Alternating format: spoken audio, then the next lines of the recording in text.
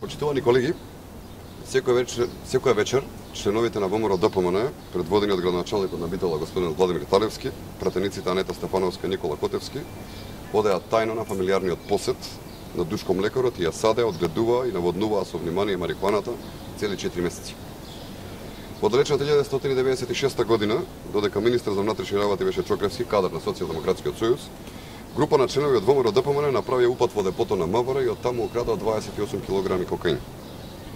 Неколку години порано, членови на ВМРО ДПМН беа обвинети за организирање на атентатот на Киро Глигоров. Почитувани колеги, не можеме да поверуваме дека СДСМ на незавршена постапка реши да се стави во одбрана на луѓе за кои што постои сомнеш дека на нивното земјоделско земјиште одгледувале опојна дрога. Овој скандал ќе остане запишан со црвени букви, како што беше исчезнувањето на 28 кг кокаин од депото на МВР и атентатот на Киро Глигоров.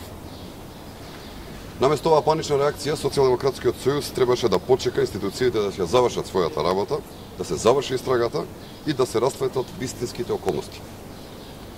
СДСМ мора да разбере дека еднината на младите генерации побитна од ситниот политички интерес.